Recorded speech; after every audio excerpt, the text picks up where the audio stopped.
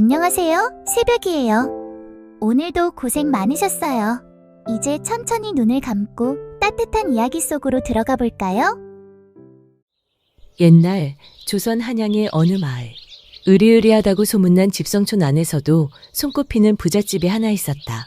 그 집엔 이대감과 심시부인, 그리고 천신만고 끝에 얻은 아들 하나가 살고 있었다. 그 아들이라는 자는 이태성이라 불리는 20살 먹은 청년이었는데 워낙 귀하게 얻은 자식이라 집안 사람들 모두 떠받들고 키웠다. 그 덕에 어릴 적부터 버릇이 더러워져서 종놈들 머리 꼭대기에 앉아 집안을 휘젓고 다녔다. 문제는 그놈의 심보라는 게 고약하기 짝이 없었다는 거다. 그날도 아침 해가 채 중천에 오르기도 전 대청마루 위에 올라앉은 태성이 고래고래 고함을 질러댔다. 금실이 이것은 또 어디로 간 게냐? 내 분명 집신 말려놓으라 했건만. 이 집 종손이 그리 우습디? 행랑채 아래서 태성의 고함을 들은 여종 금실이가 두 손으로 치마를 부여쥐고 불이 났게 달려나왔다. 송구하옵니다, 도련님. 안채 뒤 안에 널어뒀는데 밤새 비가 내려서. 하이고, 집 하나 제대로 못 말려놓고 변명은 거창하군. 입만 살아가지곤. 태성은 씩씩거리며 젖은 집신을 금실이를 향해 획 내던졌다. 집신 끝이 금실이 이마를 정통으로 쳤고 금실이는 그 자리에 털썩 주저앉았다. 이래서야 내가 어찌 바깥 출입을 하겠느냐? 허구한 날 맨발로 다니라고? 그 순간 장독대 근처에서 마당을 쓸던 머슴 효섭이 빗자루를 내려두고 금실이에게 뛰어왔다. 금실아, 괜찮아? 효섭은 수건에 찬물을 적셔와 금실이의 이마를 조심스레 눌렀다. 태성은 그 모습을 흘끗 보더니 입꼬리를 비틀며 빈정거렸다. 하이고, 머슴이 참 다정도해라. 야 이놈아, 일하라고 데려왔지 연애질하라고 끌고 왔냐? 태성은 집신 하나를 장독대 쪽으로 뻥 차버리고는 방 안으로 들어가 버렸다. 5일장이 서던 어느 여름날이었다. 태성은 머슴 효섭을 데리고 장터길을 걷고 있었다. 효섭은 어려서부터 태성의 뒤를 따르며 종살이를 해온 아이였다.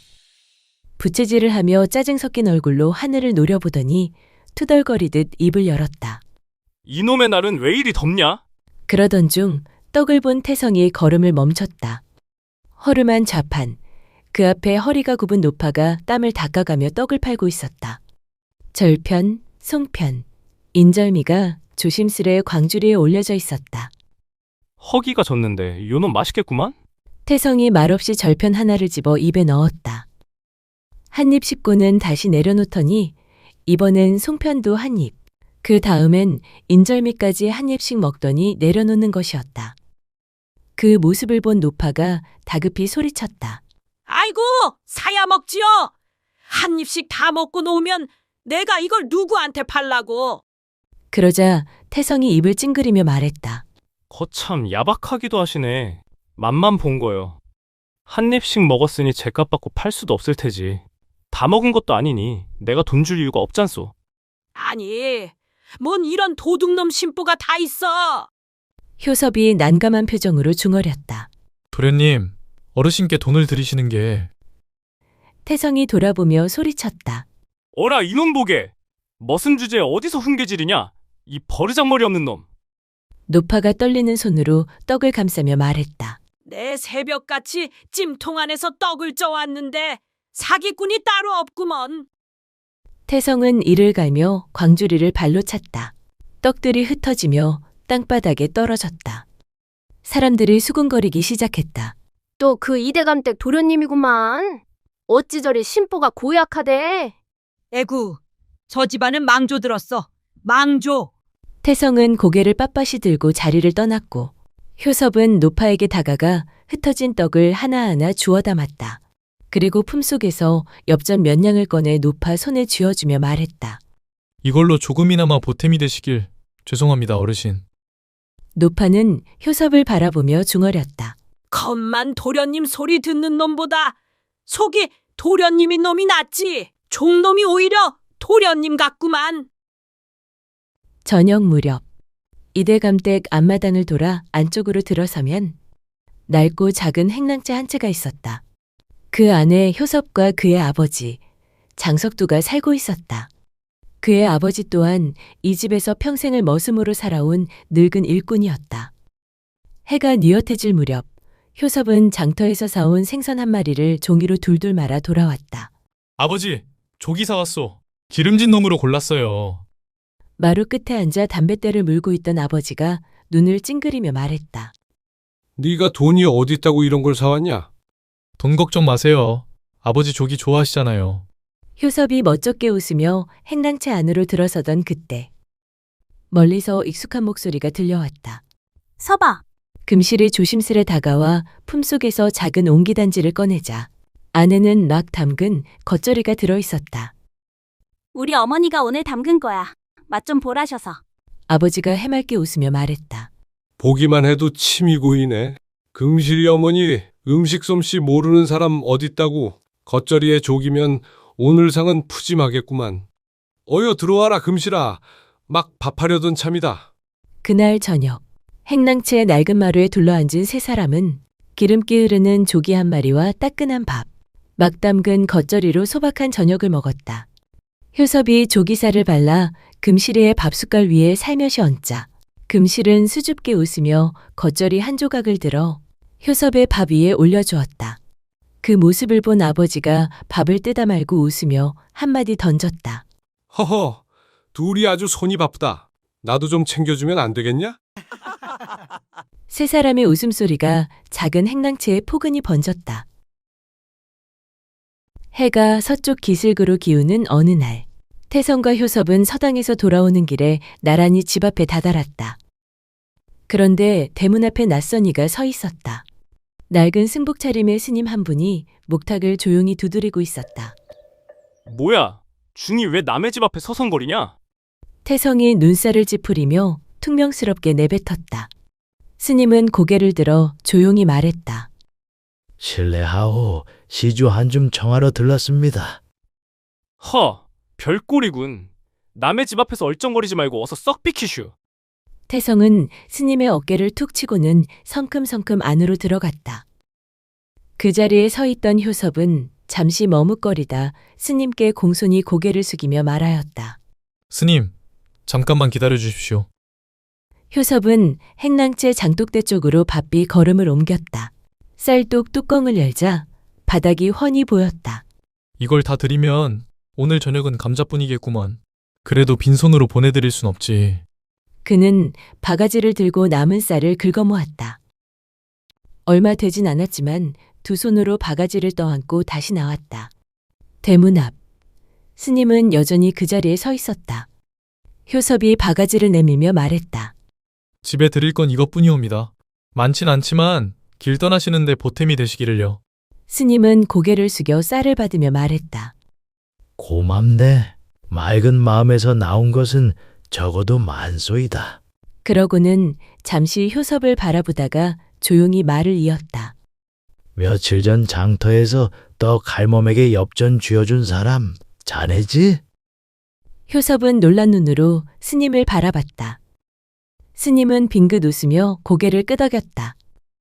나는 중이지만 관상 정도는 볼 줄 아네. 종놈 옷을 입고 있어도 자네 눈빛엔 기품이 흐르더이다. 뼛속 핏줄도 예사롭지 않아 보이네. 스님은 그 말만 남기고는 말없이 돌아섰다. 목탁 소리를 뒤로 한 채 천천히 길을 따라 걸어갔다. 그 모습을 멀찍이서 바라보던 태성의 어머니 심씨 부인은 그날 저녁 조용히 효섭의 행랑채를 찾았다. 효섭은 작은 솥에 감자를 찌고 있었다. 연기가 피어오르는 틈 사이로 심씨 부인의 그림자가 드리웠다. 서봐. 아니, 마님이 여긴 어쩐 일로? 아까 보니 스님께 쌀을 드리는 것 같던데. 스님께 쌀을 다 드린 게냐? 아, 예. 남은 거 조금 드렸습니다. 심씨 부인은 한참 말없이 효섭을 바라보다 뒤에 서 있는 하인에게 손짓했다. 잠시 뒤 하인이 큼직한 쌀자루를 안고 들어왔다. 심씨 부인이 말했다. 이거 가져가거라. 스님께 쌀 다 드리고 오늘 저녁은 굶을 작정이었냐? 감자 몇 알은 남았으니 괜찮습니다. 심씨 부인은 빙긋 웃었다. 네 마음이 참 곱구나. 이 집에서 머슴살이하며 스님께 쌀을 바치는 종놈은 난생 처음 본다.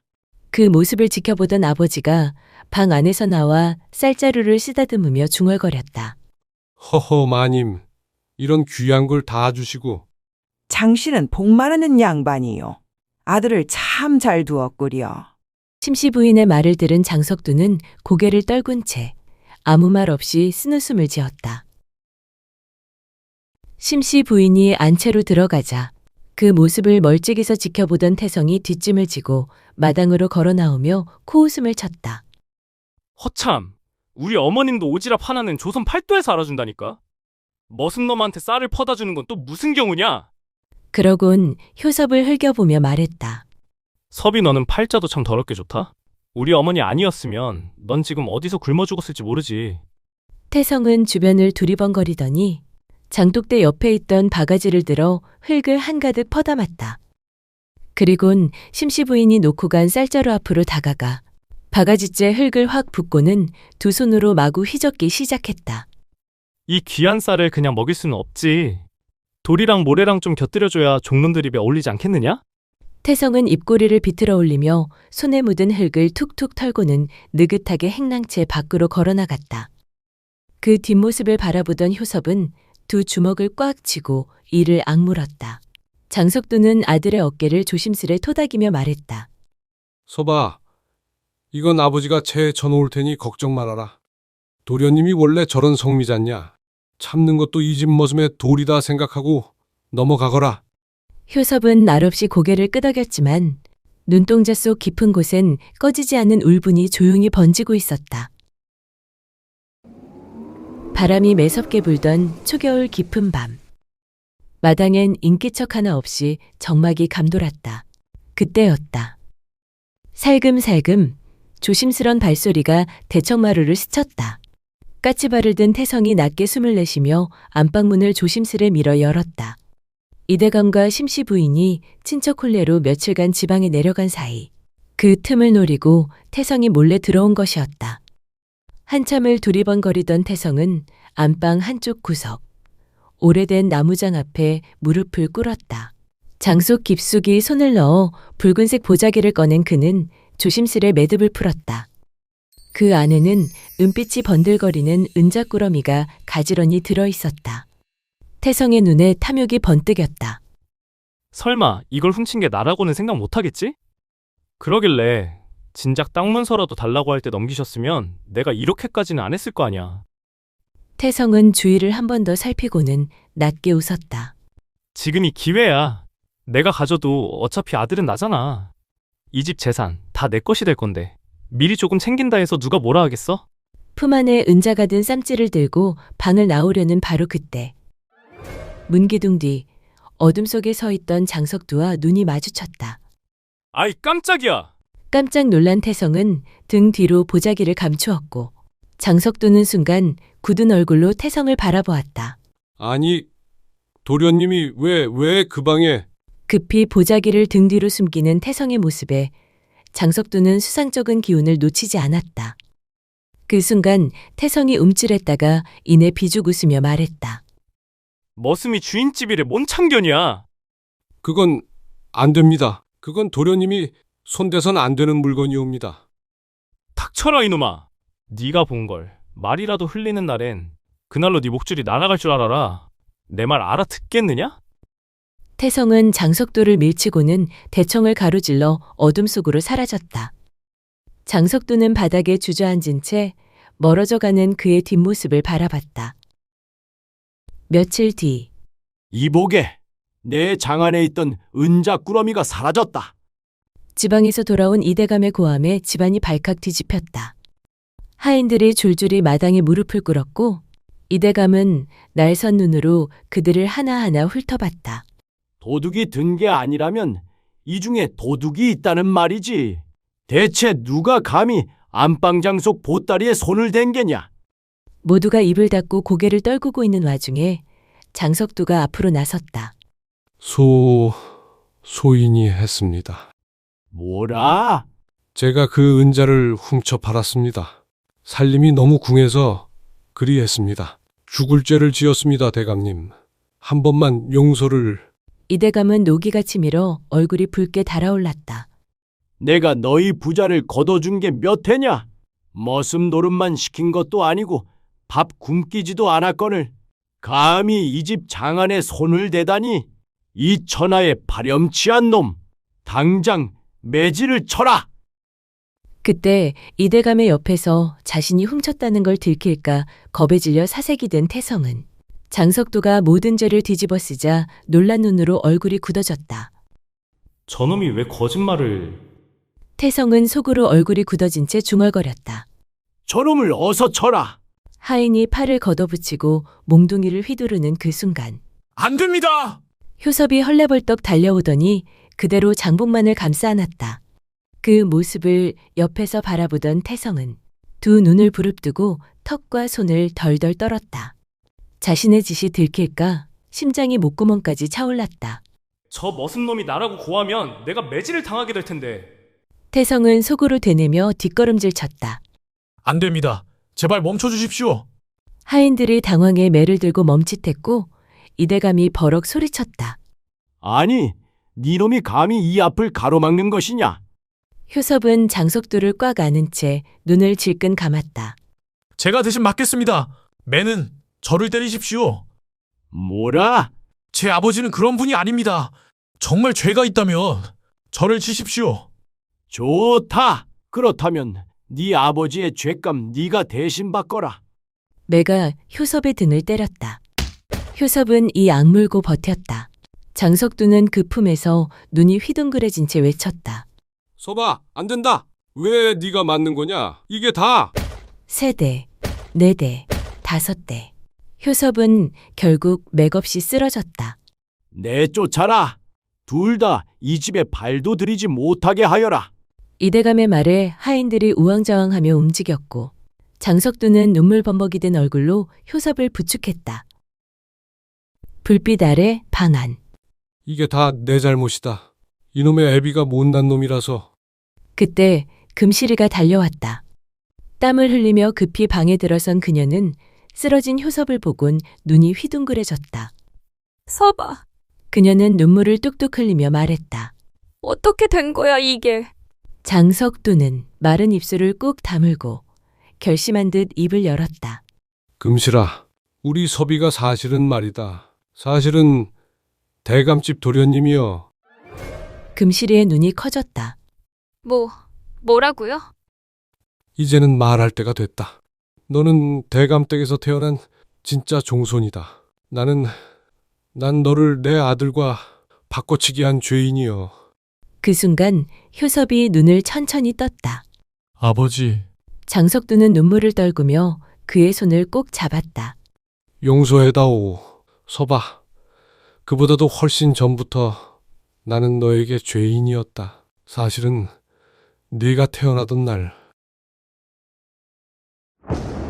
20년 전 천둥이 산을 울리고 마을을 집어삼킬 듯한 비가 퍼붓던 밤. 안채에선 심시부인의 해산이 한창이었다. 장석두의 어머니인 산파의 얼굴엔 땀이 줄줄 흘렀다. 아이고 마님, 힘을 더 주셔야지요. 그리고 잠시 뒤 안채에서 약한 울음소리가 들려왔다. 사내 아이요. 하지만 숨이. 심시 부인은 온 기운이 빠져나간 듯 창백한 얼굴로 깊은 잠에 빠져 있었다. 몸을 덜덜 떨던 산파가 심시 부인의 갓난아이를 안고 몰래 이대 감댁에서 행랑채로 허겁지겁 뛰어갔다. 이러다간 집대가 끊겨. 안 돼. 행량채에선 장석두의 아내 역시 막 해산을 마친 참이었다. 작고 연약한 아기가 천조각 위에 누워 작게 우는 소리를 내고 있었다. 그때 문이 벌컥 열렸다. 산파는 품에서 축 늘어진 아기를 안은 채 들이닥쳤다. 석두야, 알을 바꿔야 쓰겄다. 장석두는 눈이 휘둥그레졌다. 어머니, 무슨 소리요, 그게? 내 새끼를 누구 자식이랑 바꾼단 소리요? 산파는 피투성이 치마를 붙잡고 외쳤다. 대감댁 아는 숨도 안 붙어. 이 아는 얼마 살지 못하고 죽을 거요. 허나 네 아들은 울고 있다. 살아있단 소리다. 그렇다고 우리 애를 대감집 아들과 바꾼단 거요? 어머니, 그게 사람 할 짓이요? 장석두의 어머니는 사납게 돌아섰다. 그 얼굴은 번갯불 아래서 괴물처럼 일그러졌다. 너처럼 나처럼 평생 종놈으로 살게 할 거냐? 네 자식도 머슴으로 태어나서 머슴으로 죽게 둘 거냐 말이다. 이건 하늘이 내린 기회여. 그 집 안은 못 살 것이다. 살아도 바깥일 하나 못할 몸일 것이요. 그게 하늘이 정한 거라면 운명을 우리가 바꿔야 쓰겄지. 어머니, 아무리 그래도 산파는 주저없이 조심스레 효섭의 붉은 베넷 저고리를 벗겨 장석두의 아들 태성이에게 입혔다. 어머니, 이건 천벌받을 죄요. 산파는 문을 나서며 말없이 중얼거렸다.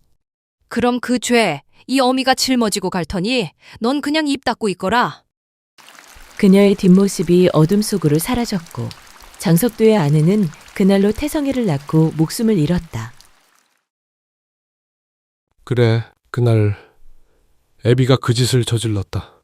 숨을 몰아쉬며 장석두는 고개를 옆으로 돌려 눈을 감았다. 네가 그 집 자식이다. 이대감의 씨가 바로 너였어, 서봐. 내가 네 인생을 망친 게야. 효섭의 눈동자가 흔들리고 손끝이 떨렸다. 말도 안 됩니다. 그럼 아버지는 왜 지금껏 태성이가 절이 된 것도 다 내가 벌 받는 게지. 사실 그 은자 말이다. 그건 내가 훔친 게 아니었다. 그날 태성이가 그걸 훔쳤다. 아비랍시고 내가 대신 죄를 뒤집어 썼다. 근데 네가 이 꼴을 당하게 만들 줄은. 그는 한쪽 눈가에 뜨거운 물기를 느끼며 입술을 질끈 깨물었다. 지금이라도 네 자리를 찾아가거라. 내 죄는 닳게 받을 테니 너는 이대감 댁의 아들로 그리 살아야 한다. 효섭은 그의 손을 꼭 잡은 채 뜨거운 눈물을 훔쳤다. 다음 날 아침, 장석두는 장속 깊이 숨겨두었던 낡은 천 하나를 꺼냈다. 그 안에는 자수가 놓여진 해묵은 천 한 장이 곱게 접혀 있었다. 누워있는 효섭이를 말없이 바라보던 그는 그 천을 품에 넣고 이대감 댁 안채를 향해 발걸음을 옮겼다. 대문을 지나 마당으로 들어서자 대청마루에 걸터 앉아있던 태성이가 콧방귀를 끼며 비웃었다. 도둑놈 주제에 여긴 또 왜 기어들어왔느냐? 설마 내가 무릎이라도 꿇고 니놈한테 고맙다고 할 줄 알았느냐? 허허, 니놈이 내가 훔쳤다고 떠들어봤자 믿어줄 사람이 있겠느냐? 그 말이 채 끝나기도 전에 장석두가 이를 부득부득 갈며 버럭 소리쳤다. 이 벼락 맞을 놈아! 태성의 얼굴이 확 일그러지며 소리쳤다. 뭐야, 이놈이 미쳤나? 이젠 눈에 뵈는 것도 없구먼. 그때였다. 마당을 울리는 고함 소리에 이대감과 심씨 부인이 놀란 얼굴로 안채에서 나왔다. 이대감이 매섭게 눈을 부라리며 외쳤다. 아니 이놈, 아직도 여기서 뭘 하는 게냐? 장석두는 더는 숨기지 않았다. 그 자리에서 털썩 무릎을 꿇으며 떨리는 목소리로 말했다. 죄송합니다, 대감님. 죽을 죄를 지었습니다. 그리고 장석두는 품속에서 낡은 천 보자기를 꺼내 조심스레 심씨 부인 앞에 내밀었다. 심씨 부인이 고개를 갸웃하며 그것을 펼치자 그 안에 곱게 수놓인 나비와 꽃 문양이 드러났다. 아니, 이건 이 수놓은 문이 분명히 내가 직접 한 것이네.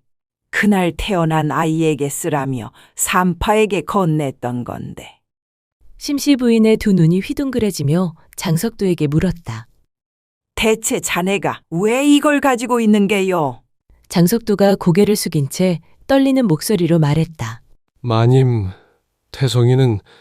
태성이는 제 아들입니다. 아니, 그게 무슨 말씀이요? 심씨 부인의 얼굴이 하얗게 질렸다. 그 순간 이대감이 버럭 소리쳤다. 뭐라? 이놈이 지금 무슨 헛소리를 하는 게냐? 모두의 시선이 일제히 태성을 향했다.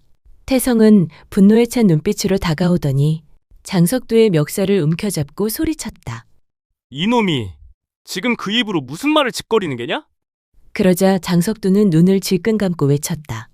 너는 이대감 댁 아들이 아니라 이 집 머슴 장석두의 아들이란 말이다, 이놈아. 순간 마당에 정적이 흘렀다. 태성의 손이 멈췄고 모두 숨을 죽였다. 장석두는 힘겹게 말을 이었다. 그리고 대감님 아드님은 제 아들 효섭이입니다. 제가 아들을 바꿨습니다. 내 자식이 나처럼 사는 게 싫어. 그만 그런 천벌을 지었습니다. 그날 효섭이를 받았던 산파가 제 어머니였습니다.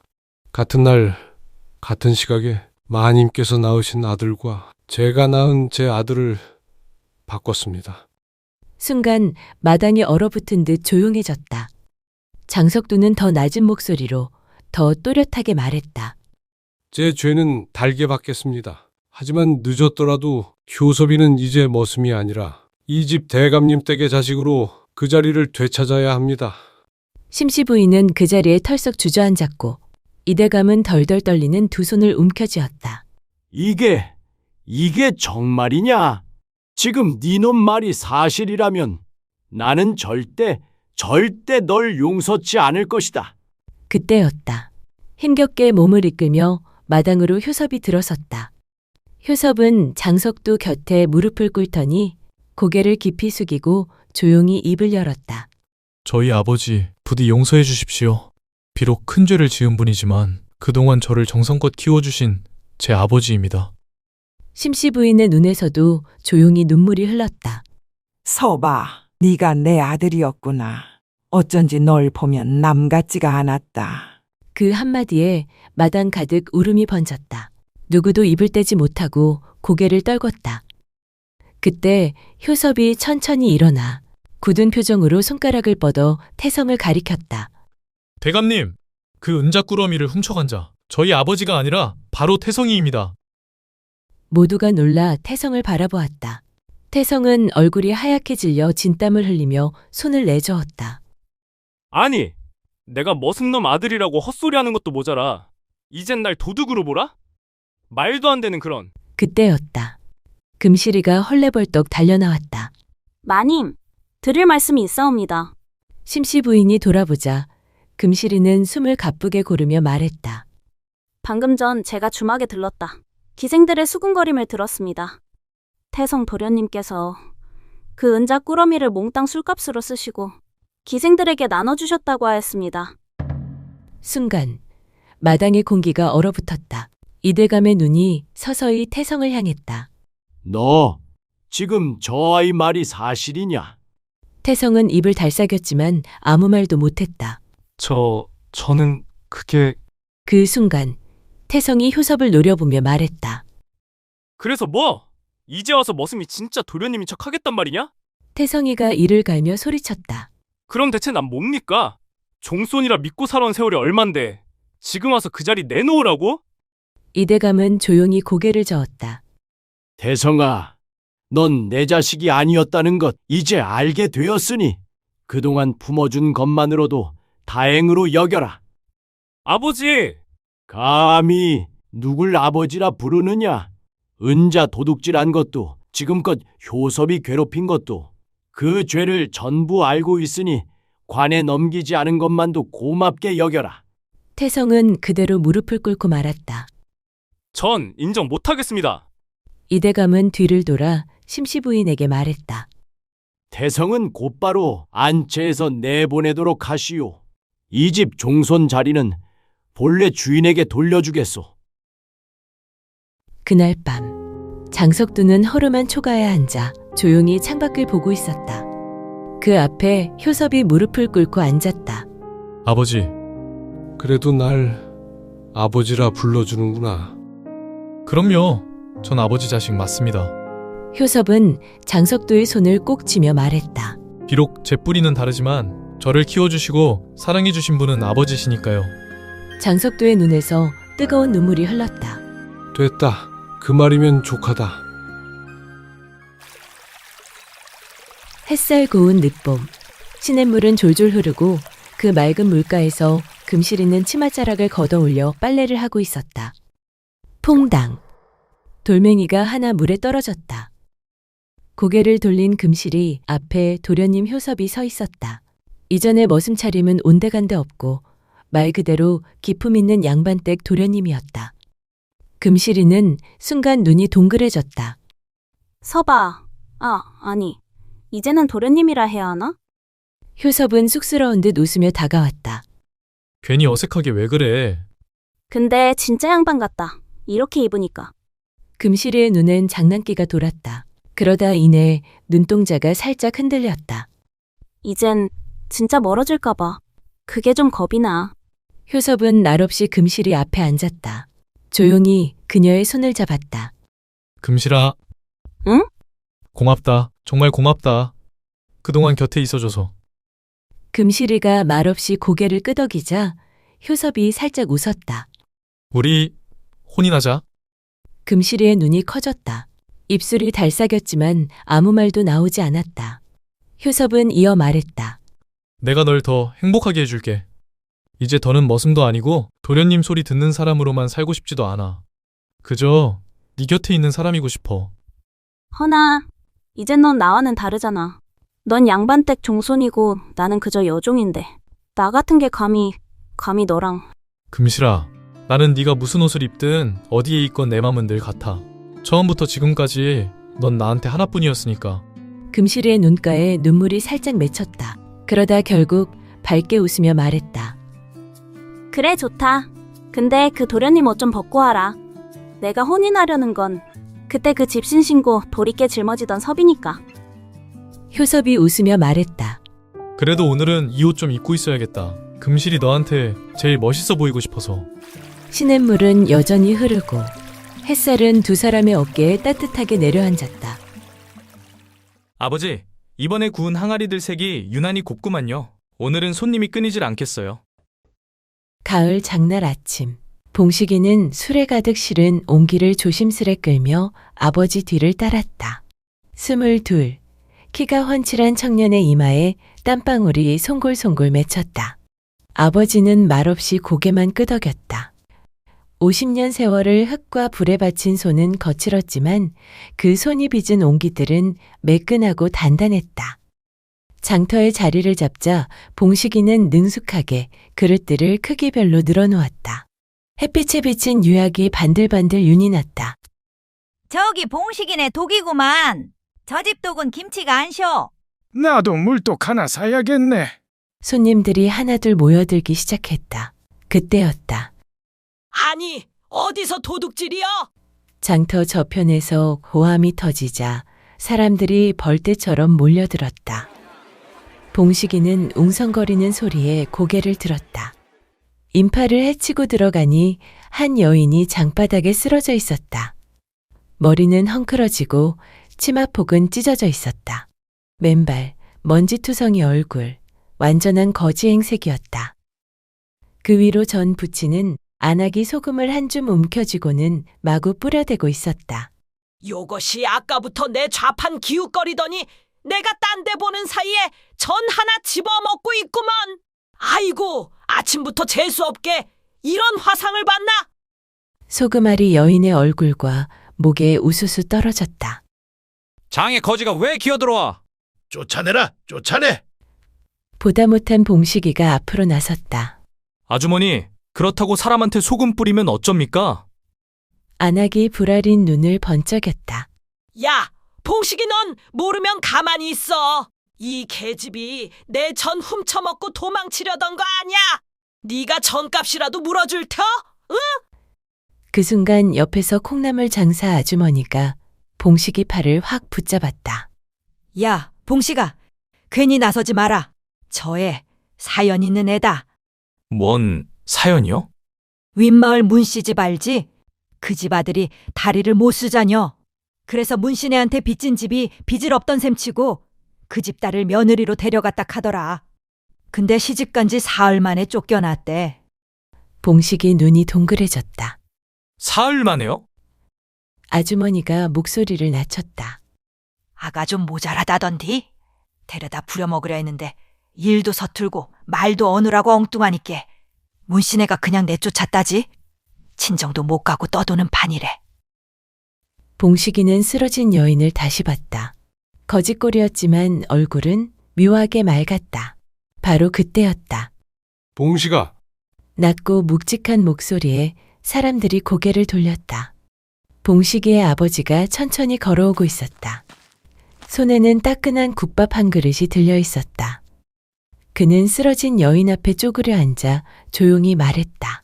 이리 오너라, 처자야. 밥은 먹어야 살지 않겠나?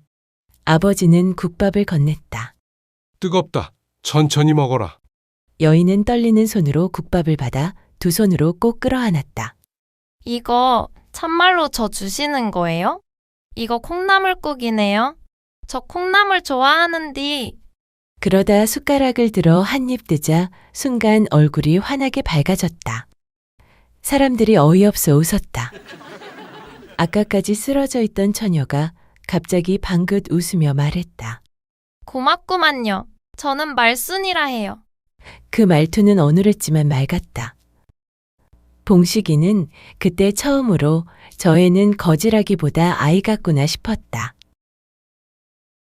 해가 기울자 장이 파했다. 봉식이와 아버지는 팔고 남은 옹기들을 수레에 실었다. 아버지, 오늘 장사 괜찮았죠? 물뚝 3개나 팔았으니. 봉식이가 말하자 아버지는 말없이 고개를 끄덕였다. 그때 뒤에서 발자국 소리가 들렸다.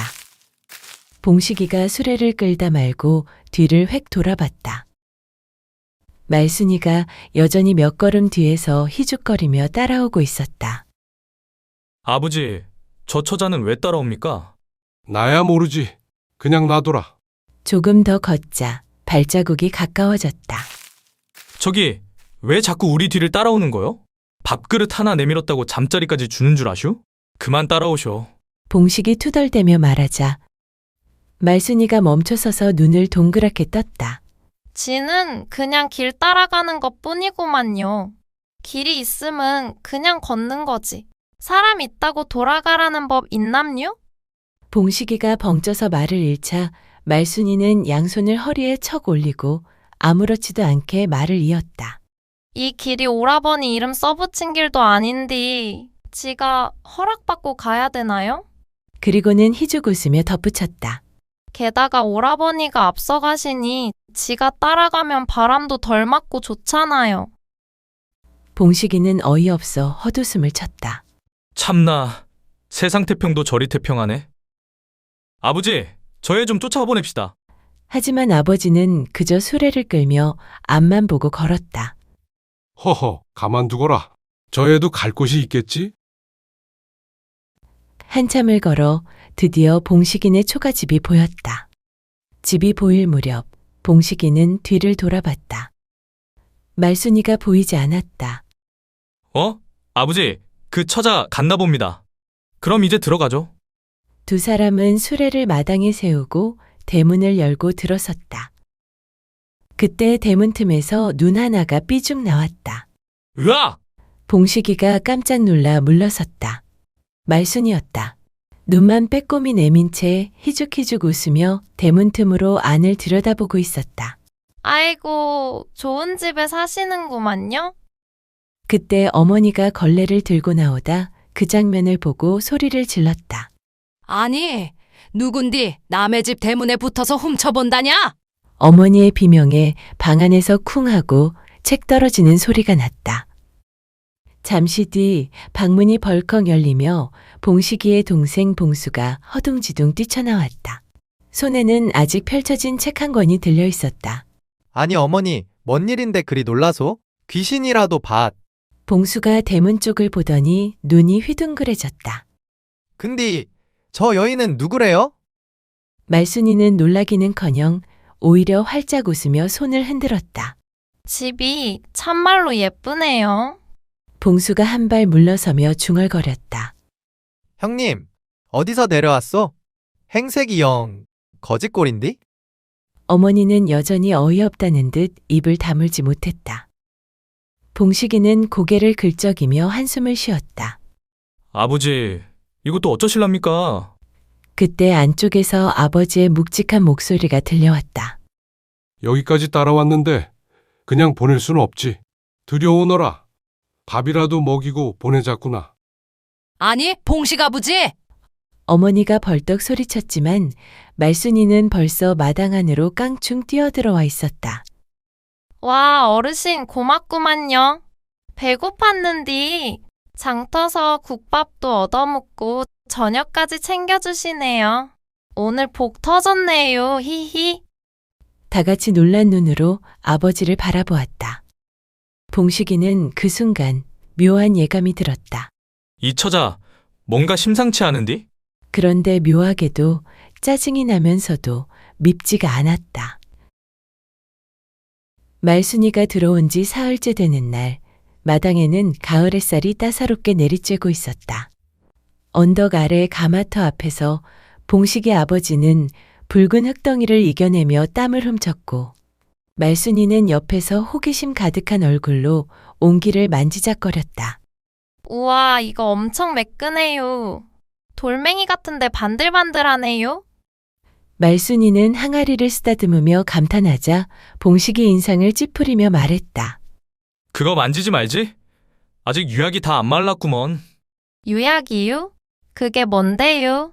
먹는 거예요? 달달한 건가? 말순이가 항아리를 양손으로 들어 올리려는 순간 마치 천둥이 떨어진 것 같은 소리가 가마터를 울렸다. 새로 구운 항아리 하나가 산산조각 났다. 아이고야, 내 독. 사흘 밤낮을 불지펴 구운 독이. 아버지는 두 손으로 얼굴을 감싸며 그 자리에 주저앉았다. 이거 깨지면 안 됐던 거였어요? 말순이는 깨진 파편을 주워들며 천진난만하게 웃었다. 봉식이가 얼굴을 붉히며 씩씩거렸다. 항아리가 쌀 한 대 값인데 지금 웃음이 나와요? 진짜 손대는 것마다 죄다 재앙이요. 말순이는 깨진 파편을 들고 해맑게 웃었다. 아이고, 오라버니도 그깟 항아리 하나 깨졌다고 뭘 그리 난리래요? 붙이면 되지요. 아니면 새로 빚으면 되잖아요. 봉식이는 하늘을 올려다보며 속으로 중얼거렸다. 이 처자랑 한 집에서 어찌 버티나. 그때 마당 구석에서 웃음을 참지 못한 봉수가 배를 움켜쥐고 대굴대굴 굴렀다. 형님, 저 처자 손에 닿는 건 다 부서지는 거 아니요? 시끄럽다. 봉수야, 네가 정리해라. 봉식이는 차가운 표정으로 한마디 던지고는 집으로 가버렸다. 다음 날 아침 어머니가 빨랫줄에 걸어놓은 마른 수건을 거두며 말순이를 불렀다. 말순아, 이왕 여기 있는 김에 일 좀 배워야지. 빨래 널고 마루 걸레질하고 설거지 좀 해봐라. 예, 말씀만 하셔요. 제가 깨끗이 싹싹 다 해드릴게요. 말순이는 두 주먹을 불끈 쥐며 의욕 넘치게 대답했다. 그러나 얼마 후 마당은 그야말로 전쟁터가 되어 있었다. 어머니가 정성스럽게 빨아놓은 하얀 이불보와 적삼들이 진흙투성이 걸레가 되어 마당에 널브러져 있었고, 부엌에서는 된장국이 가마솥 밖으로 주르륵 흘러넘쳐 바닥이 온통 갈색 물바다가 되었다. 그릇은 열에 5이 깨져 있었고, 말순이는 그 한가운데서 땀을 뻘뻘 흘리며 서 있었다. 이게 대체 무슨 꼴이야? 어머니가 부엌 문을 열자마자 비명을 질렀다. 저 걸레로 열심히 닦았는데 왜 다 젖은 건지 모르겠어요. 말순이는 젖은 걸레를 들며 당황한 얼굴로 말했다. 그건 걸레가 아니라 빨래요, 빨래. 내가 아침에 널어놓은 깨끗한 빨래란 말이야. 그럼 빨래는 뭐로 닦는 거예요? 뭐? 빨래는 닦는 게 아니라 말리는 거고, 마루는 걸레로 닦는 거라니까? 나 참, 너는 네 어머한테 그런 것도 안 배웠냐? 말순이 고개를 푹 숙이며 조심스레 말했다. 그게 어머니는 제가 태어나자마자 돌아가셔서요. 그래서 아무도 저한테 그런 걸 가르쳐 준 적이 없어서. 그때 어머니가 마당에서 장작 패던 봉식이를 잡아 끌었다. 봉식아, 너 말순이 장터에서 데리고 왔다 그랬지? 어디서 왔는지 들은 건 없고? 예. 그리고 데리고 온 건 아니고요. 장터서부터 그냥 따라온 거라니까요. 에휴, 참말로 저 아가 모자라도 한참 모자라더라. 어디서 굴러먹다 온 계집인지 얼른 내쫓아야지. 더 있다간 집안이 쑥대밭 되겠다. 그때 방문이 삐걱 열리더니 봉수가 슬쩍 얼굴을 내밀었다. 어머니, 저 말순인지 말자인지 저 처자 손에 잡히는 건 다 부서진다니까요? 항아리 깨뜨리고 걸레 헷갈려서 빨래 다 망치고 이제 우리 집 곧 무너지겠네요. 입 닫아. 멀쩡한 집이 무너지긴 뭘 무너져? 그래도 갈 데도 없는데 좀 불쌍하잖아요. 불쌍하면 네가 데리고 살든가. 난 몰라, 난. 며칠 뒤 5일장이 서는 날, 어머니는 말순이를 데리고 장에 나가기로 했다. 말순아, 장에 가서 내 옆에만 붙어 다니고 아무 물건도 만지지 마라. 알겠지? 예, 꼭 붙어 다닐게요. 그런데 장터 입구에 들어서자마자 이웃 아낙들이 일제히 고개를 돌렸다. 아니, 봉식이 엄마 아니요? 옆에 있는 저 처자는 또 누구래? 아, 사정이 좀 있어서 우리 집에 잠시 묵게 됐어요. 뭐라고요? 저 애가 말순이잖소. 문신의 며느리였다가 사흘 만에 쫓겨난 그 애. 아이고야, 소문으로만 듣던 그 바보 며느리? 아, 근데 왜 봉식이네랑 같이 산대? 글쎄 말이여. 문신에서 내쫓겼다던 그 처자를 들였다니 원. 봉식이나 봉수 중 하나 눈 맞으면 어쩌려고 쟤를 집에 들인겨. 순식간에 장터 전체가 웅성거리는 소리로 가득 찼다. 어머니의 얼굴은 사색이 되어 하얗게 질렸다. 말순이는 고개를 푹 숙인 채 작은 목소리로 중얼거렸다. 죄송해요. 일부러 말씀 안 드린 건 아닌디.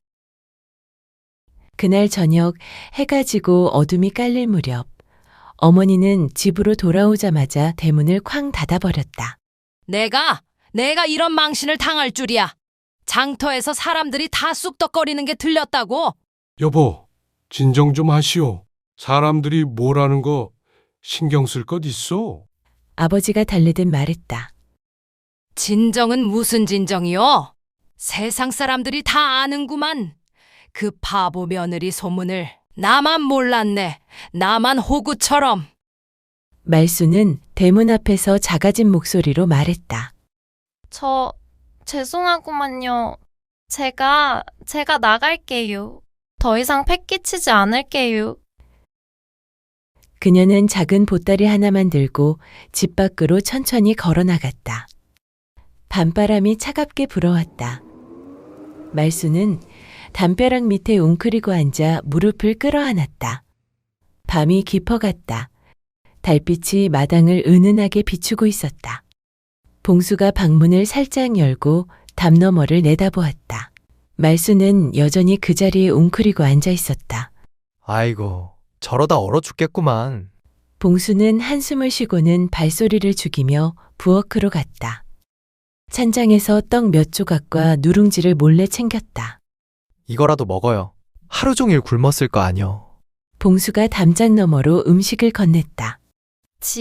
챙겨주는 건 봉수 오라버니 뿐이네요. 고마워요. 말수는 떡을 받아들며 환하게 웃었다. 봉수가 돌아서려는 순간 뒤에 봉식이 서 있었다. 들어오게 해라. 밖에서 얼어 죽겠다. 형님, 어머니 알면 진짜 우리 둘 다 집에서 쫓겨날 건디? 그럼 같이 나가면 되지 뭐. 봉식이는 덤덤하게 말하며 말순의 손을 잡아 일으켰다. 그리고 낮은 목소리로 물었다. 아니, 세상에 갈 데가 그리도 없소? 친정이라도 찾아가면 될 거 아니오? 말순은 고개를 숙이고 작게 말했다. 울 아버지가 그랬거든요. 시댁에서 쫓겨나도 절대 집으로 다시 오지 말라고. 집 문턱 밟으면 그 자리서 나를 죽이겠다고. 말순의 목소리가 떨렸다. 그래서요, 돌아갈 데가 없어요. 이 세상에 아무데도요. 봉식이는 잠시 말없이 서 있다가 작은 목소리로 말했다. 날도 추운데 이러다 얼어 죽겠구만. 들어와서 자요. 어머니한테는 제가 말할게요. 말수는 눈물이 그렁그렁해진 채 고개를 끄덕였다. 다음 날 아침, 부엌에서 아궁이 불을 지피던 어머니가 빈방에서 들려오는 코 고는 소리에 고개를 갸웃했다. 문을 살짝 열자 그 안엔 말순이 이불을 덮고 천진하게 자고 있었다. 아니, 쫓아냈더니 여기서 자고 있네? 그 소리에 봉식이가 방 밖으로 나왔다. 날도 이리 추운데 내쫓으면 얼어 죽어요, 어머니. 그냥 재워두자고요. 어머니는 한참을 노려보다 네 압이 판박이네. 사람 정 많은 거 하나는 똑같아. 하고는 한숨을 내쉬었다. 방 안에서 말순이 이불을 턱까지 끌어올리며 작게 중얼거렸다. 히히, 따숩고 좋다. 며칠 뒤 아버지는 가마터에서 옹기를 나르다 허리를 삐끗했다. 아이구야, 허리가 끊어질 것 같구나. 오늘 장날인데 봉식아, 네 동생 데리고 대신 다녀오너라. 봉식이는 걱정스런 얼굴로 물었다. 괜찮으시겠어요, 아버지? 허리야 쉬면 낫지. 장사 안 하면 밥이 없어. 어서 다녀오너라. 그날 봉식이는 봉수와 함께 수레를 끌고 장터로 향했다. 그런데 대문을 막 나서는데 오라버니들, 저도 갈래요. 뒤에서 말순이의 목소리가 들렸다. 봉식이는 고개를 돌리며 한숨을 쉬었다. 아니, 또 따라올 생각이에요? 집에 혼자 있으면 심심하단 말이에요. 봉수는 웃으며 말했다. 형님, 그냥 데리고 가요. 말순이 집에 두고 가면 더 큰일 난다니까. 휴, 알겠으니 사고만 치지 마요. 알겠죠? 히히, 네. 장터엔 인파가 북적였다. 봉식이의 옹기 좌판 앞엔 손님이 줄을 섰고 말순은 구경이 신나서 이리 뛰고 저리 뛰었다. 그렇게 하루 장사를 마치고 석양이 기울 무렵 세 사람은 수레를 끌며 돌아섰다. 형님, 말순이 말이 좀 엉뚱하지만 귀엽지 않슈? 아이고, 귀엽긴 어제도 독을 깼는데. 산을 넘는 길목, 봉수가 갑자기 얼굴을 찡그렸다. 아, 형님, 잠깐만요. 급해서 잠깐 볼일 좀 보고 올게요. 숲에 좀. 또냐? 얼른 갔다 와라. 그런데 말순이도 손을 번쩍 들었다. 저도요. 저도 좀요. 아니, 당신은 또 왜? 저도 잠깐 볼일 좀요.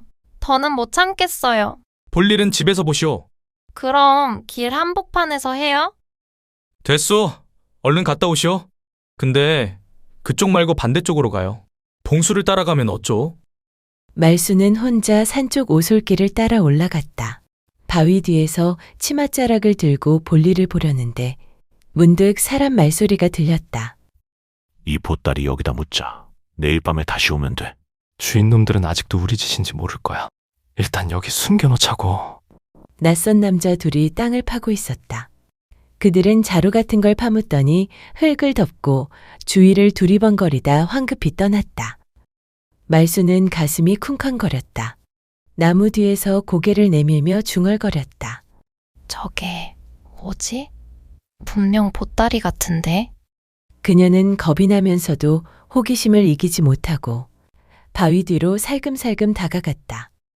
손으로 흙을 걷자 낡은 천보자기가 드러났다. 그 끝자락이 반짝였다. 이거 은전이다. 그녀는 놀라서 뒷걸음질 쳤다. 그리고 숨을 고르기도 전에 산 아래로 달려갔다. 오라버니들, 빨리 와봐요. 큰일 났어요. 봉식이와 봉수가 헐레벌떡 달려와 물었다. 무슨 일이에요? 또? 그게 어떤 사내 둘이 흙 파고 뭔가 묻었어요. 제가 파봤는데 은전이랑 비녀가 보따리에. 봉수가 눈을 동그랗게 떴다. 은전이요? 설마 그 구대감 때 거 아니요? 엊그제 도둑 들었다던데. 마을이 뒤집어졌잖소. 이럴 수가. 그 얘기 나도 들었구만. 형님, 이걸 어째요? 가서 어른들께 알려야지. 그냥 놔두면 우리도 도둑 취급받겠어. 세 사람은 흙 묻은 보따리를 수레에 싣고 황급히 마을로 내려왔다. 대감 어르신, 이게 혹시 어르신 댁 물건 아니옵니까? 구대감이 보자기를 풀어보자 은전과 금빛 폐물들이 쏟아졌다.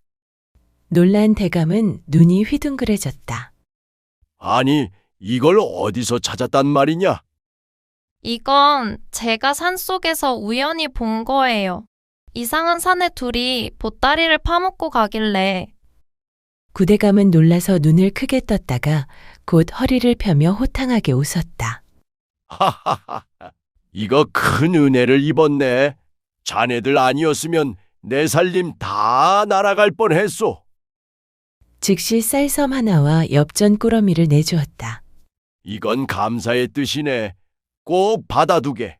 말수는 얼굴이 붉어진 채 고개를 깊이 숙였다. 집으로 돌아오는 길 봉수가 신나서 말했다. 형님, 이게 다 말순이 덕이에요. 누가 바보래요? 복덩이라니까요. 복덩이. 봉식이도 피식 웃었다. 그래, 복덩이라면 복덩이지. 말수는 해에 웃으며 말했다. 그럼 다음에도 급하면 숲으로 들어가야겠네요. 그땐 금덩이라도 들고 올지 누가 알아요? 세 사람의 웃음소리가 산길에 퍼졌다. 며칠 뒤 마을 우물가에서 처녀들 사이에 은밀한 수군거림이 돌기 시작했다. 특히 봉식이를 어릴 적부터 짝사랑하던 양시댁 춘옥이 가장 시끄러웠다. 그 바보 처녀가 봉식 오라버니랑 한 집에 산다며? 춘옥이 물동이를 내려놓으며 인상을 찌푸렸다. 그러니까 게다가 밤에 같은 방에서 지낸다는 소문도 있던데? 보통 사이가 아니라더라. 옆에 있던 처녀가 속삭였다. 아이고 세상에. 그러다 눈 맞으면 어쩌려고. 그것도 그 모자란 처녀랑. 그러게요. 장터서 주워온 처녀 하나 때문에 온 마을이 시끄럽다니까. 춘옥의 질투심이 활활 타오르기 시작했다. 언니들, 우리 그냥 두면 안 될 것 같아요. 좀 혼내줘야 하지 않을까요? 혼내주긴 뭘 혼내줘? 우리가 뭐 어떻게 하는데? 제게 좋은 방법이 있어요. 며칠 후 얼음장같이 추운 겨울밤, 춘옥이 말순을 불러냈다. 말순아, 봉식 오라버니가 뒷산 헛간에서 너 찾으신대? 봉식 오라버니가요? 왜 그러신데요? 글쎄, 급한 일이 있다나 봐. 빨리 가봐. 말순은 아무 의심 없이 따라갔다. 허름한 헛간 앞에 도착하자 춘옥과 친구들이 말순을 밀어넣고는 밖에서 문을 걸어 잠가버렸다. 문이 안 열리네? 오라버니, 여기 계세요? 집에서 말씀하면 되지. 이렇게 으스스한 곳에 왜 보자고 하신 거래? 차가운 바람이 틈새로 스며들었다. 말순은 몸을 웅크리며 중얼거렸다. 춥다. 언제 오시려나? 한편 집에서는 봉식이 말순을 찾고 있었다. 말순이 어디 갔어? 저녁 먹을 시간인데. 몰라. 아까 누가 부르더니 나갔는디? 봉식의 눈빛이 순간 차갑게 변했다. 누가 불렀는데? 춘옥이었던 것 같은데? 봉식과 봉수는 동시에 눈을 마주쳤다. 형님, 설마. 봉수야, 가자! 두 형제는 황급히 집을 나섰고 마을은 그날 밤 발칵 뒤집히기 시작했다. 차가운 겨울밤, 봉식과 봉수는 횃불을 들고 마을 골목을 뛰었다. 얼굴이 얼얼할 만큼 찬바람이 매섭게 몰아쳤다. 형님, 저쪽 골목도 봤는데 없어. 없다고? 그럼 장터 쪽은? 거기도요. 아무데도 안 보여요. 두 사람은 온 마을을 샅샅이 뒤졌다. 우물가 방앗간 뒤 나루터 언덕까지. 하지만 말순의 그림자조차 보이지 않았다. 봉수가 숨을 헐떡이며 말했다. 형님, 마지막으로 뒷산 헛간 한번 가보지요? 봉식은 잠시 숨을 고르고 고개를 끄덕였다. 둘은 횃불을 들고 눈길을 헤치며 뒷산으로 향했다. 산등성이 넘어 바람결에 희미한 소리가 섞여 들렸다. 바람아, 불지 마라. 추워 죽겠다. 봉식의 눈이 번쩍 떴다. 말순이다! 둘은 동시에 달려갔다. 봉식이 문을 세차게 걷어찼다. 쾅! 낡은 나무 문걸쇠가 덜컥 부러지며 문이 활짝 열렸다. 말순아! 오라버니들, 왜 이제 왔어요? 춘옥 언니가 가보라길래. 말순의 얼굴은 파랗게 질려 있었고 입술이 얼어붙어 있었다. 도대체 뭘 믿고 이런 데 혼자 와 있는 거요? 봉수가 재빨리 말했다. 형, 어버야, 얼른 데려가요. 말순은 봉식의 등에 엎이며 떨리는 목소리로 중얼거렸다. 또 살려주셨네요. 오라버니는 제 복인가 봐요. 다음 날 새벽, 봉식과 봉수는 굳은 얼굴로 양시댁 대문을 두드렸다. 춘옥이, 너 당장 나와라. 양씨가 놀라 문을 열며 소리쳤다.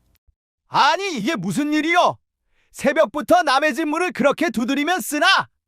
봉식이 이를 악물었다. 당신 딸이 말순이를 헛간에 가둬 얼어 죽게 할 뻔했습니다. 그 말에 양씨가 깜짝 놀라며 고개를 돌렸다. 안쪽 방문이 열리며 춘옥이 천연덕스러운 얼굴로 나왔다. 그게 무슨 말씀이세요? 전 그런 적 없어요. 그럼 어젯밤 헛간에 말순이를 가둔 게 네가 아니라는 말이냐? 제가 왜 그런 짓을 해요? 그냥 말순이가 봉수 오라버니 찾는다길래 혹시 뒷산에 계신가 해서 알려준 것뿐인데요. 그때 골목 쪽에서 어린 정림이가 숨을 헐떡이며 달려왔다. 거짓말! 제가 다 봤어요. 봉수가 다급히 물었다. 정림아, 정말 네가 본 게 맞느냐? 네! 저 그날 밤 토끼풀 뜯으러 갔다가 봤어요. 춘옥 언니랑 친구들이 말순 언니를 헛간에 밀어넣고 킥킥대면서 문을 걸어 잠그고 도망갔어요. 주변이 술렁였다. 문 밖으로 마을 사람들이 하나 둘 모여들었다. 아이고야 세상에. 혼자서 봉식이 그리 따라다니더니 질투가 무섭긴 무섭다니까. 춘옥이가 그런 짓을 했다고? 춘옥이 얼굴이 새파랗게 질리더니 두 손을 모으며 울먹였다. 그냥 장난이었어요. 조금 놀려줄 생각이었는데. 봉식의 주먹이 부르르 떨렸다. 그의 눈동자는 차가웠다. 장난으로 사람을 얼려 죽이려 했단 말이냐? 양씨는 그제야 얼굴이 창백해져 고개를 숙였다. 미안하오. 우리 딸이 철이 없어서 그만. 봉식은 천천히 고개를 저었다. 철이 없는 게 아니라 마음이 비뚤어진 거요. 말수는 사흘 동안 알아누웠고 어머니는 밤새 이마에 열을 닦아주며 한숨을 쉬었다. 이 가엾은 것 내가 너무했구먼. 아버지는 빚 대신 팔아넘기고 시댁에선 사흘 만에 소방 맞고 에휴 말순이 팔자도 참 기구하구먼. 봉식은 방문 앞에 등을 기대고 앉은 채 밤을 새웠다. 봉수가 이불을 들고 다가왔다. 형님, 이불이라도 덮지요? 말순이보다 형님이 먼저 얼어 죽겠소. 봉식이 짧게 헛기침을 했다. 괜한 소리 말고 들어가 자라. 형님이 저렇게 사람 챙기는 거 처음 봤단 말이지. 봉수가 장난스레 말하고는 웃었다. 그러자 봉식은 말없이 고개를 돌렸지만 귀끝이 살짝 붉어져 있었다. 사흘째 되는 날, 말순이 눈을 떴다. 여기가 어디요? 정신 차렸구나. 내가 누군지 알아보겠어? 우리가 얼마나 걱정했다고. 얼마 뒤 아버지가 조심스레 죽 한 그릇을 들고 들어왔다. 김이 모락모락 올라오는 냄새가 방 안을 따뜻하게 감쌌다. 말순아, 이거 한술 떠보거라. 속도 좀 풀리고 기운도 나겠지. 말순이 눈을 동그랗게 떴다. 이걸 어르신이 직접 끓이신 거예요? 아버지는 헛기침을 하며 말했다. 누가 끓이면 어떠냐? 우리 식구 다 너 걱정했구나. 말순은 그 말을 듣는 순간 손으로 입을 가리며 눈시울이 붉어졌다. 저 같은 계집이 뭐라고. 다들 이렇게 챙겨주시니 눈물 나잖아요. 그때 어머니가 말했다. 아휴 뭘 울고 그래 청승맞게. 이제 식구니까 걱정하는 건 당연한 거지. 그렇게 계절이 돌고 돌아 봄 저녁의 마당엔 별빛이 내려앉았다. 봉식과 말수는 마루 끝에 나란히 앉아 하늘을 올려다보았다. 저기 저 별이 제일 밝아요. 그래도 내 눈엔 말순이가 더 빛나지. 말순이 눈을 동그랗게 뜨더니 웃었다. 아이 참 오라버니도 은근히 능글맞은 데가 있다니까. 그때 뒤쪽에서 봉수가 뻥 하고 기침을 하며 나타났다. 허허, 별이 밝은 게 아니라 형님 눈빛이 더 반짝이는디? 연애질도 참 고상하게 하시네. 말순이 깔깔 웃으며 봉수를 향해 말했다. 봉수 오라버니 지금 질투하는겨? 그럼 별 하나 떼다가 드릴게요. 봉식이 피식 웃으며 말했다. 그 별은 이미 네 눈에 다 들어있잖아. 봉수가 손사래를 치며 투덜댔다. 아이고 형님, 듣고 있자니 속이 간질간질하네요. 내 짝은 대체 어디 있는겨? 난 이러다 평생 옹기만 닦다 늙겠네 원. 그때 아버지가 마루 안에서 소리쳤다. 야, 그 옹기가 너희 밥그릇이야. 잘 닦으면 복이 오지. 5해가 흘렀다. 따스한 봄볕 아래 가마터에서 흙을 반죽하는 여인의 손끝이 정성스러웠다. 이제는 봉식보다 더 매끄럽게 그릇을 빚는 말순이었다. 허허, 이제는 내가 배워야겠구먼. 네 손이 나보다 흙을 더 잘 다뤄. 그때 마당 끝에서 어린아이가 깔깔거리며 달려왔다. 아기 손에는 작은 옹기 뚜껑이 들려 있었다. 엄마, 나도 만들래요. 뒤에서 봉수가 손을 허리에 얹고 말했다. 형, 딸내미가 하는 짓이 영 형수판박이라니까? 모두가 웃었다. 가마의 불길이 이글거렸고 붉은 흙빛 속에서 가족의 얼굴이 따뜻하게 빛났다.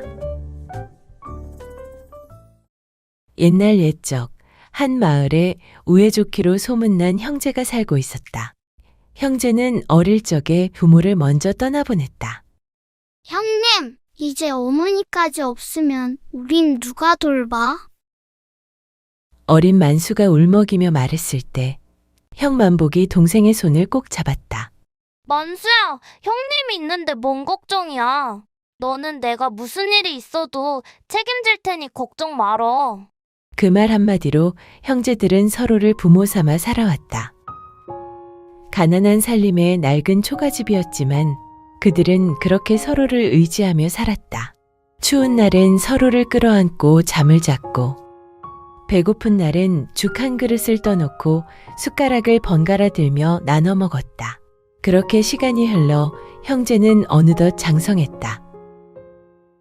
힘이 장사였던 형 만복은 나무꾼이 되었다. 덩치는 커지고 배도 제법 나왔지만 산에만 들어가면 도끼질 하나는 야무졌다. 쾅! 나무가 쓰러질 때마다 만복은 괜히 어깨를 으쓱했다. 아우야, 봤제? 이게 그냥 나온 힘이 아니여. 동생 만수는 손재주가 남달랐다. 짚을 엮어 신을 만들어 장에 내다 팔았다. 말랐지만 손은 빨랐고 잔손질은 형보다 훨씬 나았다. 해가 기울 무렵 만복이 지게에 장작을 한가득 지고 땀을 뻘뻘 흘리며 들어오자 만수가 뛰어나왔다. 형님, 이 많은 나무를 다지고 온 거요? 이러다 탈나겠구먼. 삭신 쑤셔서 내일 못 일어나면 어쩌려고요? 만복은 지게를 내려놓으며 껄껄 웃었다. 아우야, 너는 형님을 뭘로 보고 그러냐? 이 형님이 힘 하나는 장사요. 쌀 10가마니도 거뜬하다니까. 만수가 고개를 저었다. 형님은 뭐든 그냥 하다가 나중에 더 손이 가잖소. 이놈이 또 잔소리여. 너는 다 좋은디 사내 녀석이 말이 너무 많다. 그러면서도 둘은 마주보며 웃었다. 해가 뜨겁게 내리쬐던 낮, 만수가 물었다. 형님, 오늘 점심은 뭘로 합니까? 어제 먹던 감자 남았지 않냐? 만수가 눈을 가늘게 뜨고 말했다. 나 참 까마귀 고기 잡섰소. 형님은 다 좋은데 그 머리가 문제요. 뭐요? 그 감자요. 아침에 형님이 다 드셨잖소. 만복이 잠시 생각하다 고개를 끄덕였다. 그런가? 그럼 또 삶으면 되지. 만수가 피식 웃었다. 형님 뱃속은 감자 저장고요? 어제 오늘만 해도 감자 열알은 형님 뱃속에 들어갔겠구먼. 만복이 배를 툭 치며 말했다. 이놈아! 형님 배는 감자가 아니라 아우 생각으로 가득 찬 거요. 어이구, 말씀이나 못하면. 투덜대면서도 만수는 감자를 더 삶았다. 그런데 그 평온한 집에 작은 바람 하나가 불어오기 시작했다. 며칠 뒤였다. 아침부터 옆집에서 쿵, 덜컥, 바스락바스락 낯선 소리가 이어졌다. 만수는 집신을 엮다 말고 고개를 들었다. 형님, 옆집이 웬일로 이렇게 시끄럽소? 만복은 도끼날을 갈다 말고 귀를 기울였다. 그러게, 그 집 비어 있었잖아. 사람 들었나 본데? 그 말이 끝나기도 전에 담 너머에서 목소리가 들려왔다. 어이구야, 연지야. 이걸 어찌 옮기나? 만복과 만수는 약속이라도 한 듯 동시에 벌떡 일어섰다. 잠시 뒤 옆집 대문이 삐걱 열리더니 광주리를 든 처녀가 서 있었다. 광주리 안에는 막 쪄낸 떡이 김을 모락모락 내며 가지런히 담겨 있었다. 그 뒤로 허리가 굽은 할머니가 조심스레 따라 나왔다. 저기 총각들, 오늘부터 옆집에 살림을 차리게 됐수다. 그 옆에서 처녀가 수줍게 웃으며 말했다. 잘 부탁드리려고 인사 왔어요. 그 순간 만수의 손에서 집신이 툭 떨어졌다. 눈이 커지더니 입이 반쯤 벌어졌다. 만복은 장작을 패던 도끼를 잠시 놓친 채 처녀를 바라보고 있었다. 몇 초 뒤에야 정신을 차린 만복은 괜히 헛기침을 했다. 아이고, 오시느라 고생 많으셨겠네요. 괜히 허리를 쭉 펴고 상의에 묻은 톱밥을 털었다. 처녀가 작은 광주리를 내밀었다. 별건 아니고요. 떡을 좀 쪄서 가져왔어요. 만수는 얼떨결에 말했다. 아구, 안 그래도 출출했는데. 그 말이 끝나기도 전에 만복이 옆구리를 툭 찔렀다. 이놈아, 침부터 닦어. 만수는 그제야 정신을 차리고 얼굴이 시뻘개졌다. 그때 할머니가 형제를 찬찬히 훑어보며 말했다. 젊은 사람들이 둘이서 참 살뜰하구먼. 만복은 괜히 어깨에 힘을 줬다. 어릴 적부터 둘이 의지하고 살아서 그래요?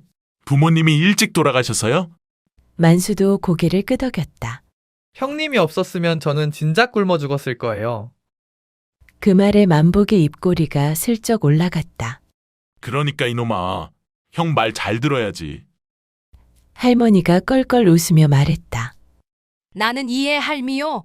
외할미지. 이쪽은 내 손녀 연지고. 연지는 얼굴이 붉어지며 고개를 숙였다. 그때 형 만복이 한 발 앞으로 나섰다. 괜히 어깨를 한번 으쓱하더니 입을 열었다. 아까 들리던디요? 무거운 거 있으면 언제든지 저를 부르셔요. 어르신. 그러곤 연지를 힐끗 보며 덧붙였다. 연지 처자도요. 지가 이 마을에서 힘 하나로는 장사로 소문이 자자하구만요. 말끝에 괜히 팔에 힘을 주자 뱃살도 같이 움찔했다. 그 말이 끝나기도 전에 만수가 앞으로 나섰다. 아, 그리고요.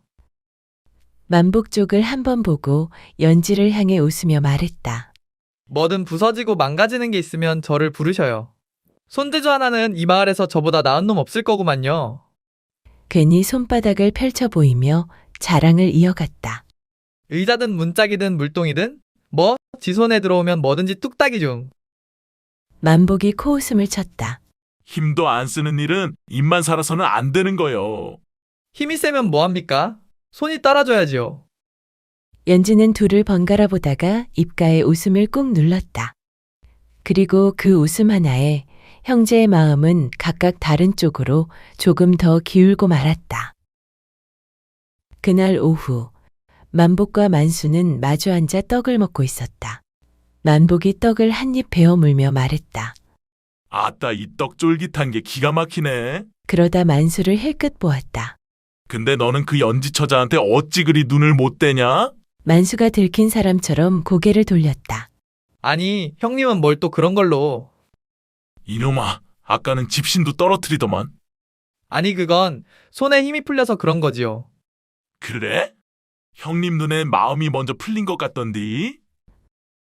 만수는 괜히 떡만 씹었다. 형님도 괜히 헛기침 하시던디요? 나서서 힘 자랑은 또 왜 안 돼요? 만복이 발끈했다. 뭐야? 도끼까지 놓치셨잖소. 그러다 둘은 약속이라도 한 듯 동시에 피식 웃었다. 잠깐의 침묵이 흐르고 그 침묵을 만복이 먼저 깼다. 근데 말이다.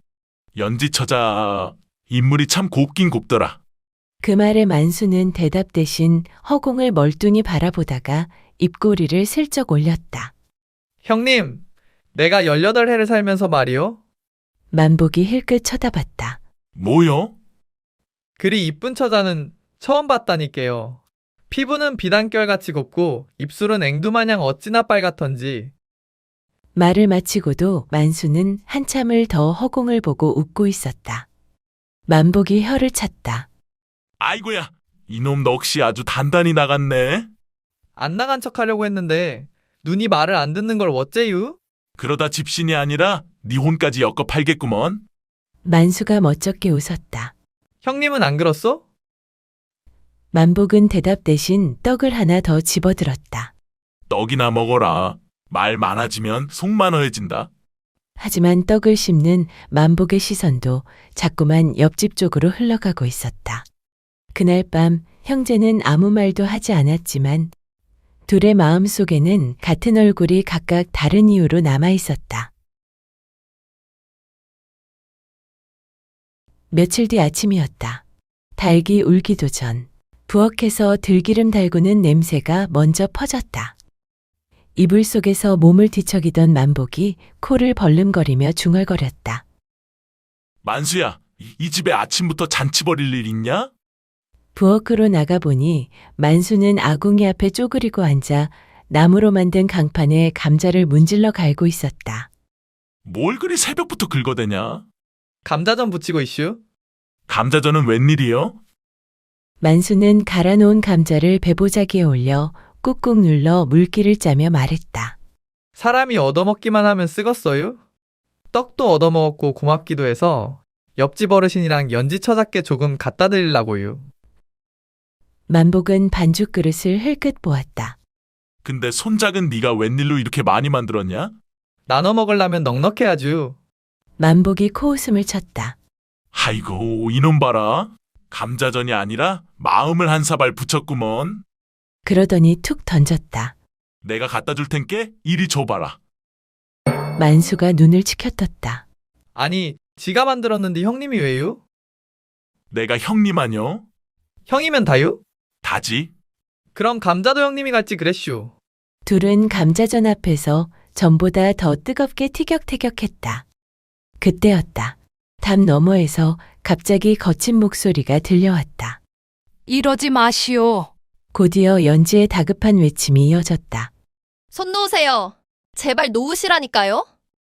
만복과 만수는 말이 끝나기도 전에 약속이라도 한 듯 동시에 밖으로 뛰쳐나갔다. 부엌에는 막 부쳐낸 감자전만 뒤집히지도 못한 채 조용히 식어가고 있었다. 연지의 다급한 소리에 형제는 담을 넘어 마당으로 뛰어들었다. 마당 한가운데 낯선 사내 둘이 서 있었다. 한 사내는 연지의 손목을 움켜쥐고 있었고 다른 한 사내는 팔짱을 낀 채 비웃고 있었다. 제발 이러지 마시오. 할머니가 떨리는 목소리로 애원했다. 빌린 돈도 다 갚고 이문도 더 얹어줬잖소. 그러자 사내가 코웃음을 쳤다. 할매, 내 장부엔 아직 반도 안 갚은 걸로 돼 있어. 사내는 한 걸음 다가서며 말을 이었다. 말도 없이 거처를 옮기면 우리가 모를 줄 알았어? 할머니는 분을 이기지 못하고 소리쳤다. 이 나쁜 놈들아! 어찌 사람을 이리 몰아세우느냐? 붙잡힌 연지가 몸부림치며 외쳤다. 이 손 놓으세요. 놓으시라니까요. 그때였다. 어이, 좋은 말 할 때 그 손 놓지. 만복이 낮게 말하며 마당으로 들어섰다. 만수도 한 발 뒤에서 멈춰섰다. 사내들이 고개를 돌렸다. 뭐요? 너희는? 만복이 한 걸음 더 다가섰다. 어디서 사람 손목을 잡고 이리 난리를 치는 거요? 붙잡고 있던 사내가 비웃듯 말했다. 빚받으러 왔을 뿐이요. 우리 일에 끼어들지 말고 물러서시오. 만수가 이를 악물고 말했다. 빚으면 말로 해야지. 이게 무슨 짓입니까? 다른 사내가 콧방귀를 뀌었다. 말로는 다 했지. 이제는 몸으로 받을 차례요. 그 말에 만복의 얼굴이 굳었다. 이놈, 지금 그 말이 사람 말이요? 사내가 한 발짝 다가서며 말했다. 그럼 네가 대신 갚든가. 마당에 잠시 숨막히는 정적이 흘렀다. 그 돈 얼마요? 만복이 물었다. 사내가 금액을 불렀다. 생각보다 훨씬 큰 돈이었다. 만수의 얼굴이 순식간에 하얘졌다. 할머니는 고개를 떨궜다. 만복은 잠시 말이 없더니 입을 열었다. 그 돈 내가 갚겠소. 형님! 만수가 놀라 소리쳤다. 사내들은 서로를 보더니 허허 웃음을 터뜨렸다. 이놈 배만 큰 줄 알았는데 말도 크구먼. 그러고는 말했다. 좋다. 기한을 주지? 단오 전까지다. 사내는 연지에 손을 놓으며 덧붙였다. 그때까지 못 갚으면 다시 오겠소. 사내 둘은 그렇게 마당을 빠져나갔다. 남은 사람들 사이로 무거운 침묵이 내려앉았다. 만수가 만복을 바라봤다. 형님, 그 큰 돈을 어찌... 만복은 주먹을 꽉 쥐었다. 어찌하긴 어쩌든 해야지. 그날 밤 형제는 주막 구석자리에 마주 앉아 있었다. 탁자 위에는 막걸리 사발 2개가 놓여 있었다. 평소 술을 입에 대지 않던 만복이 이날은 말없이 사발을 비웠다. 만수가 먼저 입을 열었다. 형님, 그 큰 돈을 어찌 마련한대요. 만복은 사발을 내려놓고 한숨처럼 말했다. 글쎄다. 생각 좀 해봐야겠지. 그때 주막문이 열리며 낯익은 사내 하나가 들어왔다. 같은 고을에서 자란 병수였다. 병수는 형제를 보더니 탁자 위 사발을 힐끗 보고 웃었다. 만보가, 네가 웬 막걸리여? 그러더니 고개를 갸웃했다. 술은 냄새만 맡아도 도망가던 놈이 오늘은 웬일이래? 만복은 쓴웃음을 지었다. 오늘은 좀 마셔야 할 일이 생겼어요. 병수는 잠시 둘의 얼굴을 번갈아 보다가 문득 손뼉을 쳤다. 맞다. 너 그 소문 들었는겨? 만복이 고개를 들었다. 무슨 소문? 병수가 목소리를 낮췄다. 이번 단오에 말이여. 고을에서 잔치를 벌인다네. 만복과 만수의 시선이 동시에 움직였다. 잔치요? 그래. 사람들 모아놓고 그 판에 씨름도 선다더만.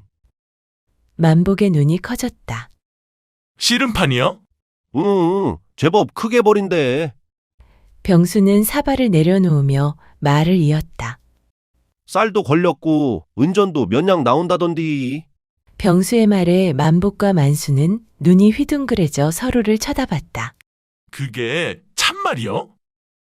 큰 은행나무 옆에 사는 최대가 말제? 그 양반이 씨름을 워낙 좋아해서 상을 내걸었다더라. 그날은 대감이 직접 나와서 판도 본다던디. 잠시 침묵이 흘렀다. 만복과 만수는 서로를 바라봤다. 아무 말은 하지 않았지만 둘의 눈에는 같은 생각이 담겨 있었다. 만복이 천천히 입을 열었다. 단오가정이면.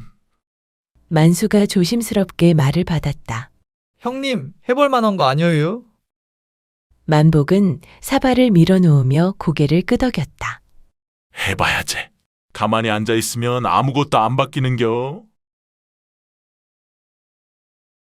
단오를 앞둔 며칠 동안 만복은 새벽마다 산으로 올랐다. 지게에 통나무를 얹고 오르내리며 숨을 고르고 흙바닥에 발을 박은 채 통나무를 들고 허리로 버텼다. 장작을 패다가도 허리를 굽혀 힘을 모아들었다 놓기를 반복했다.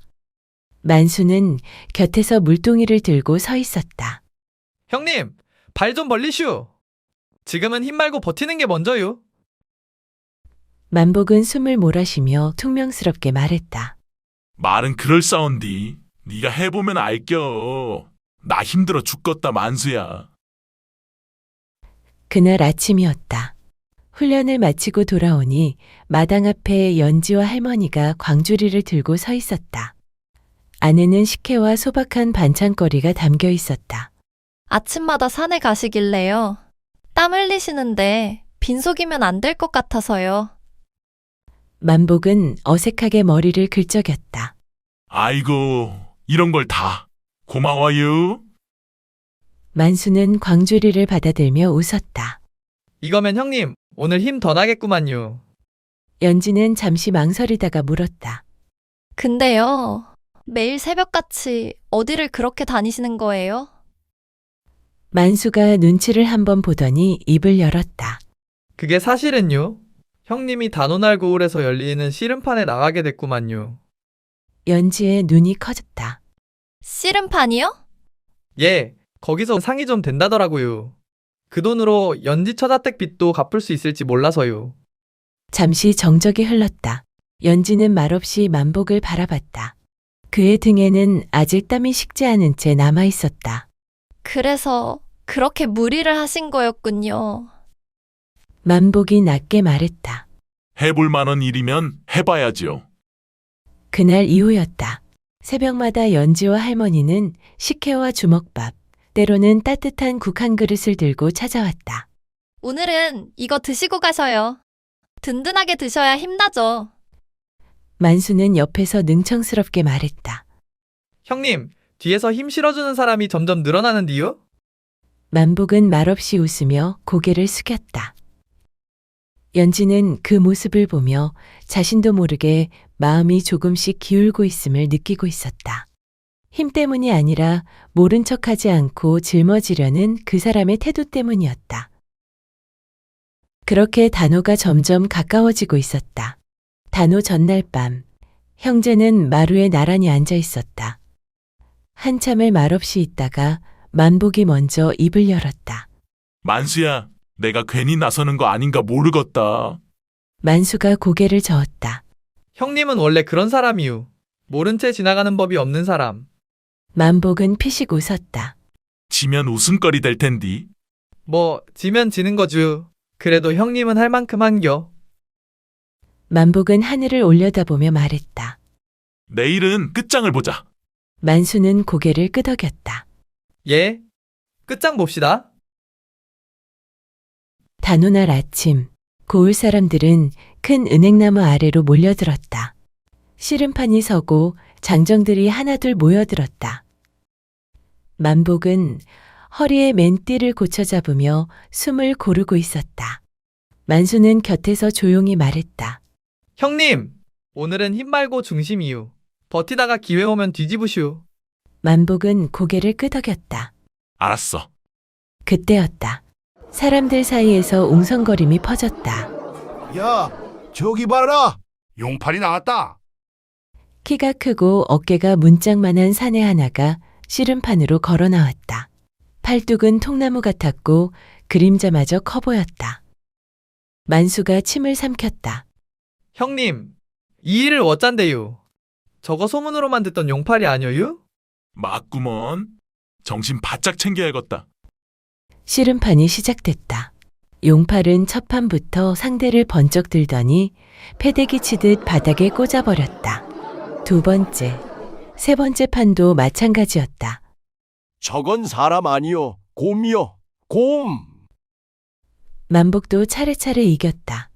쉽지는 않았지만 버티고 밀고 기회를 잡아 끝내 결승까지 올라섰다. 그리고 마침내 씨름판 한가운데 만복과 용팔이 마주섰다. 용팔이 희죽 웃었다. 형씨, 몸집은 그럴싸한디 오늘은 여기까지요.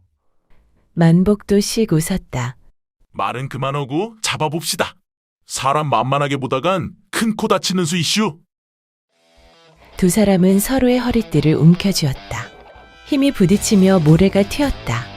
용팔이 거칠게 밀어붙이자 만복의 발이 버티지 못하고 뒤로 쓸리며 몸이 크게 휘청였다. 그 순간 만수가 다급하게 외쳤다. 형님, 버티슈. 지금은 버틸 때요. 그때 사람들 사이에서 연지의 목소리가 터져나왔다. 만복 오라버니, 힘내셔요. 만복의 눈빛이 달라졌다. 허리를 낮추고 발을 틀어박고 있는 힘을 모아 몸을 비틀었다. 쿵! 모래판이 울렸다. 넘어갔다. 뒤집기 한 판이네. 만복이가 용팔이를 이긴겨. 만복은 숨을 헐떡이며 일어섰다. 용팔은 모래를 털며 웃었다. 참말로 질 줄은 몰랐네. 그날 씨름판에서 받은 은전과 쌀가마를 장터에 내다 팔아 묵어있던 빚을 말끔히 치렀다. 그 뒤로 그자들은 다시는 고을에 얼씬거리지 않았다. 그날 밤 연지는 조심스레 만복을 불러냈다. 오늘 정말 고마웠어요. 잠시 머뭇거리다 작게 덧붙였다. 그리고 멋있었어요. 만복은 귀까지 빨개져 말을 잇지 못했다. 그때 부엌에서 나오던 만수가 대문 앞에 선 둘을 보고 걸음을 멈췄다. 잠시 하늘을 올려다보며 깊게 숨을 한 번 내쉰 뒤 능청스럽게 다가왔다. 어라? 둘이서 뭐 하세요? 그리고 힐끗 둘을 보며 웃었다. 가만 보니 이 판은 처음부터 형님 차지였구만요. 만복은 당황했고 연지는 얼굴을 붉혔다. 만수는 손을 휘휘 저으며 말했다. 아이고, 나는 대슈. 형님 같은 사람 옆엔 연지 처자가 딱이요. 그러고는 일부러 웃으며 뒤돌아섰다. 그날 이후 옆집 처녀였던 연지와 만복은 서로를 의지하며 살아가는 한 쌍이 되었다. 만수는 여느 때처럼 형 곁을 지켰다. 그 집 형제 이야기는 단오날 햇살처럼 오래도록 따뜻했다.